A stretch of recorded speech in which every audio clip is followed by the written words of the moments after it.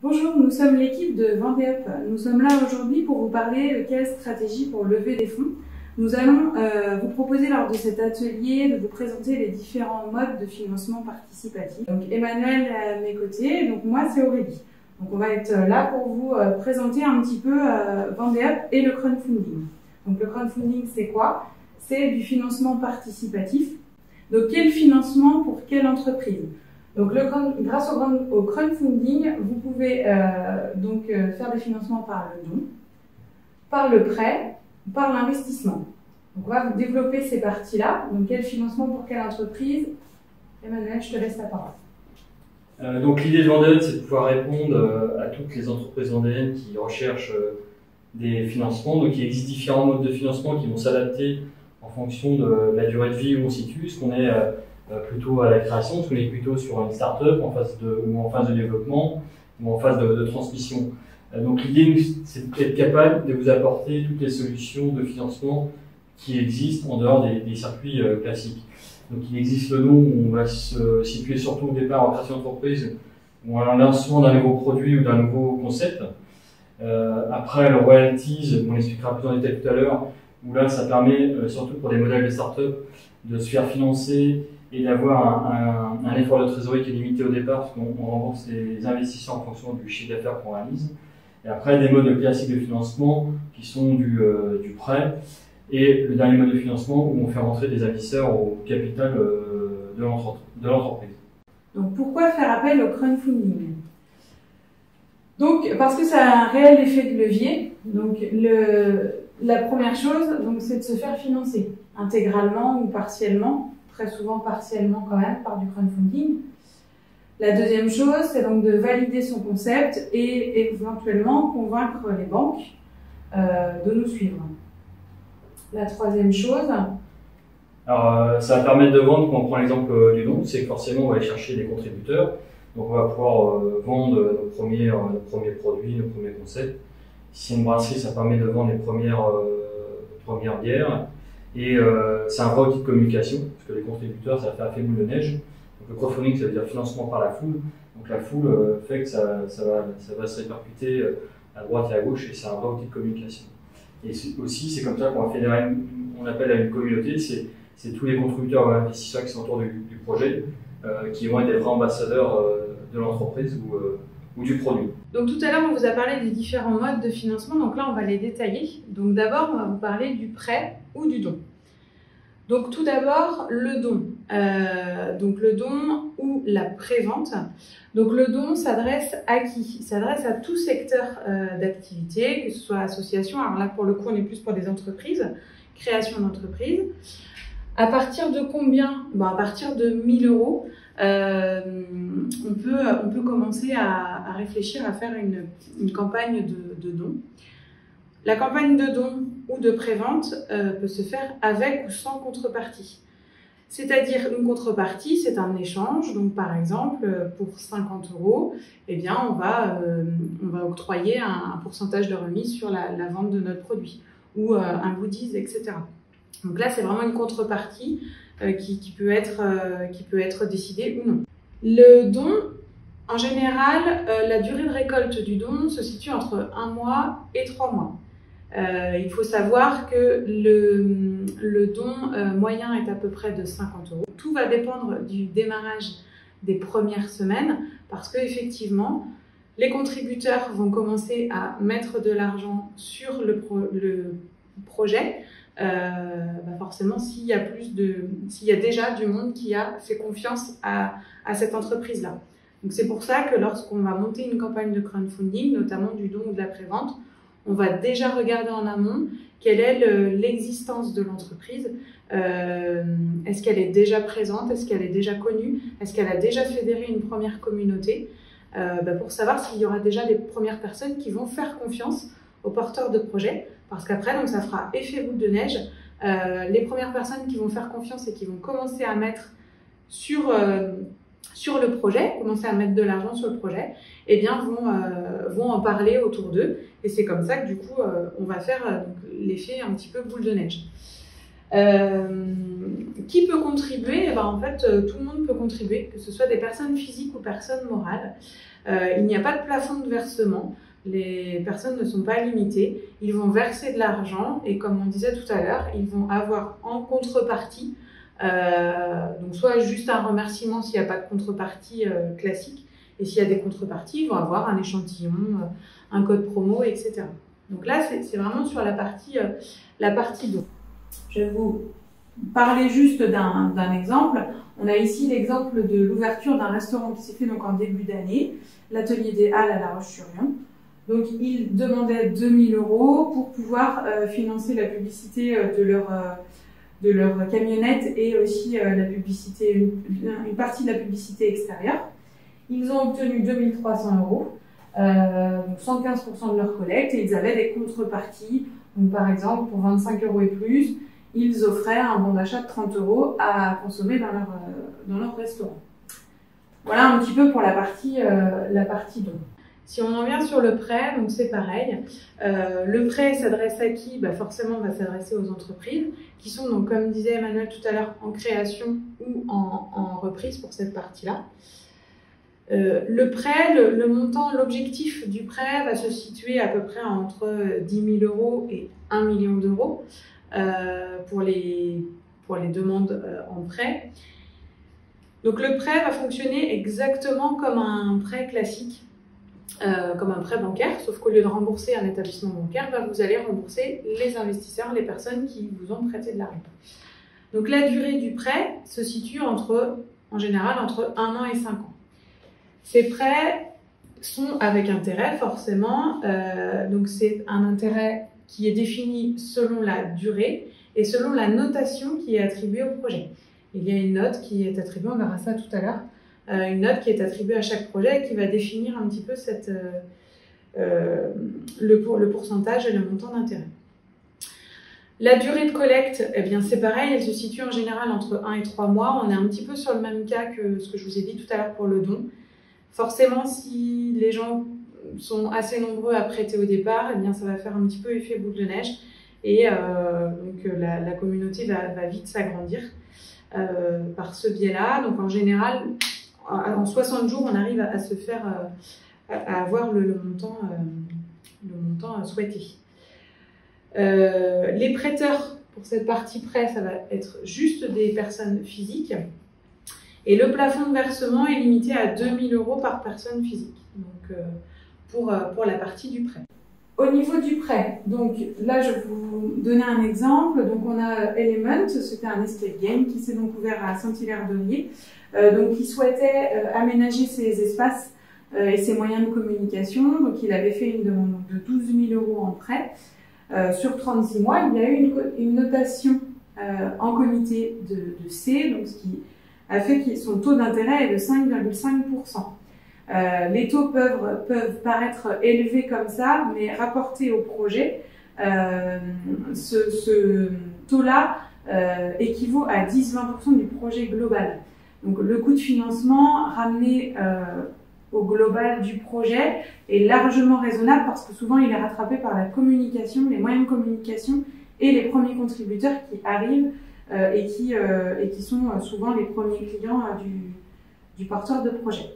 Donc le royalty, c'est un nouveau mode de financement qui est arrivé en France il y a 1 ou 2 ans, qui est beaucoup développé dans les pays anglo-saxons, notamment beaucoup aux États-Unis.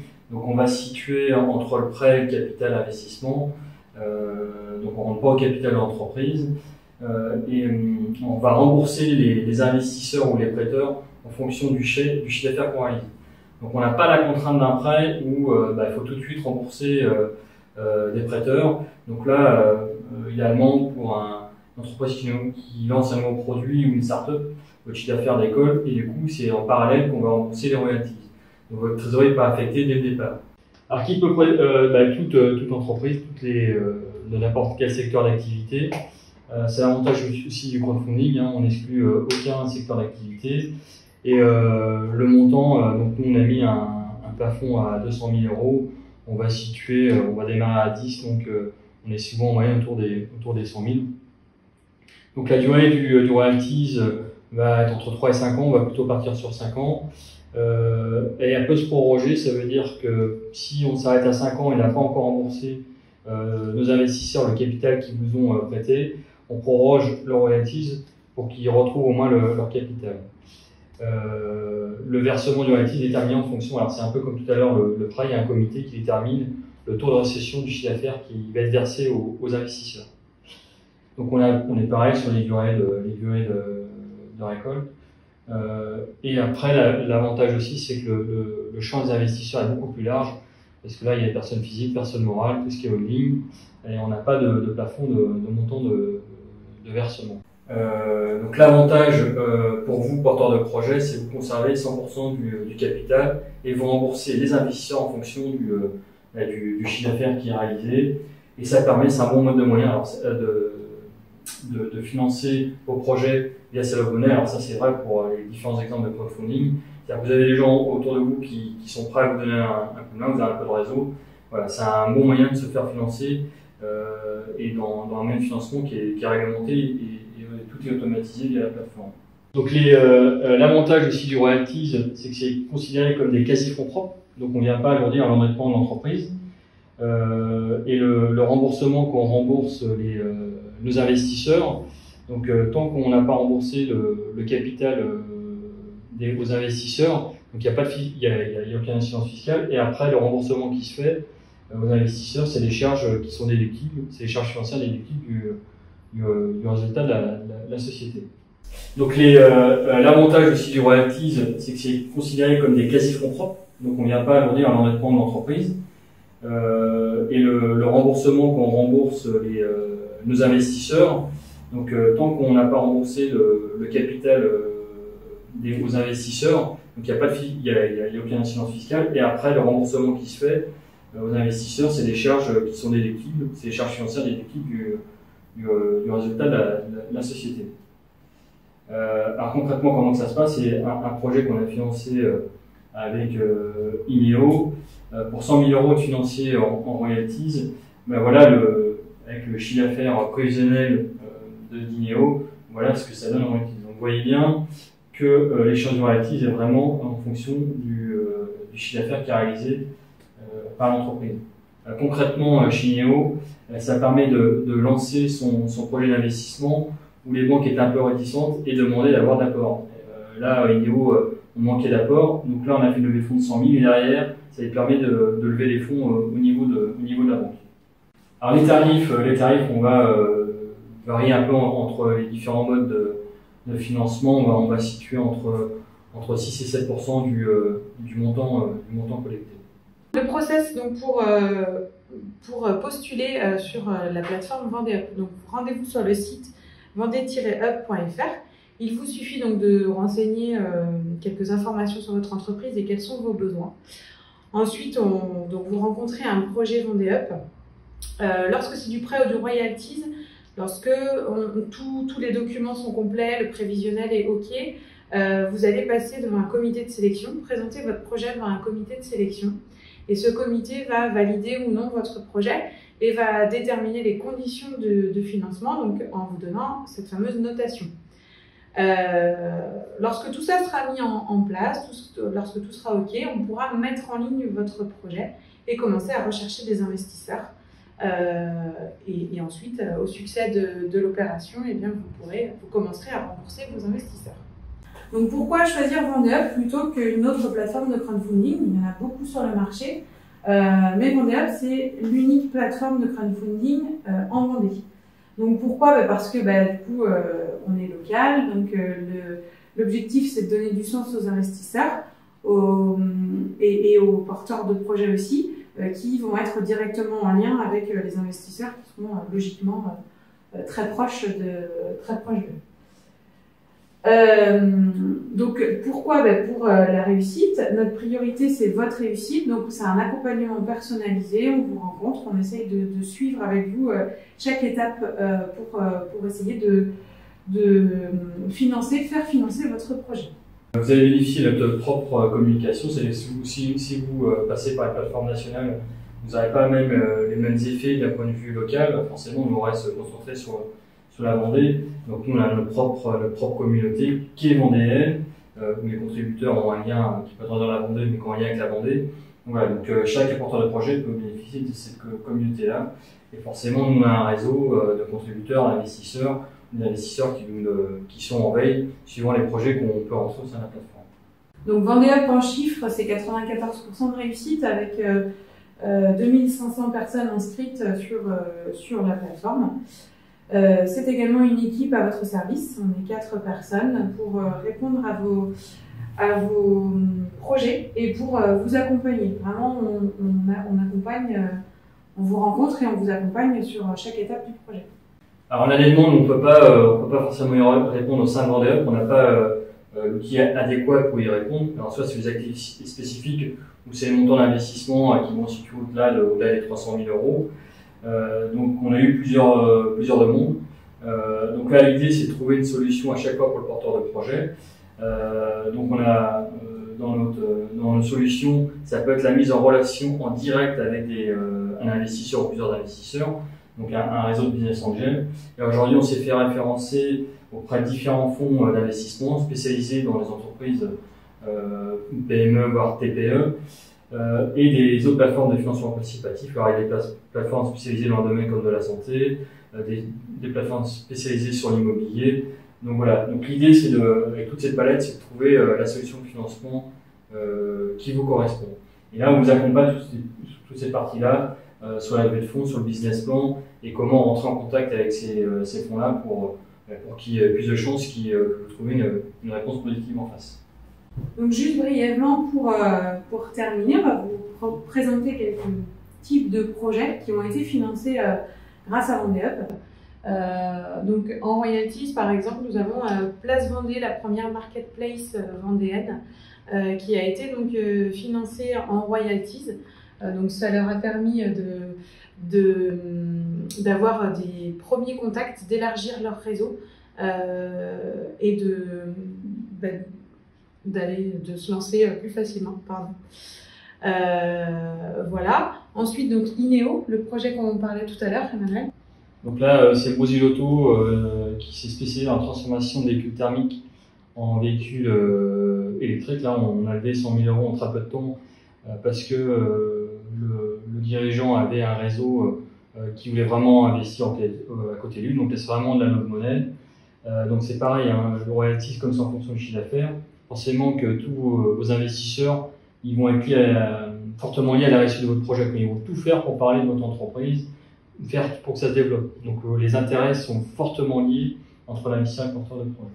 En prêt, du coup, Elements qu'on a vu tout à l'heure, un escape game sur la côte, Celle de Vie également, un développement d'un marais salant sur la côte. Du coup, on a récolté 12 000 euros pour l'escape game et 40 000 euros pour Celle de Vie. Donc là, pareil, ça leur a permis d'avoir des contributeurs qui veulent toujours avoir, même un an après, des nouvelles du porteur de projet, donc du coup qui vont continuer à en parler à l'avenir. Et donc en don, tout à l'heure je vous parlais du restaurant L'Atelier Idéal à La Roche-sur-Yon, il y a eu également une brasserie L'Alouette aux Herbiers. La brasserie, donc là le projet était en cours quand on l'a vu, mais elle a donc eu l'intégralité, elle a même dépassé son projet, son objectif, pardon. Elle a dépassé son objectif et du coup ça lui a permis d'avoir ses premiers clients, d'avoir une communication avant ouverture plus dense que si elle n'avait pas fait cette campagne. Donc voilà, plein de titres, vous pouvez retrouver tous les projets sur vendée-up.fr, tous les projets qui ont été déjà réalisés et les projets qui sont en cours. Donc on peut répondre à que ce soit des startups, des reprises d'entreprises, des entreprises, du développement d'entreprises également. Donc sur plusieurs types de projets. On est à votre disposition en vous rendant là encore sur le site www.vendée-up.fr. On est à votre disposition pour répondre à vos questions.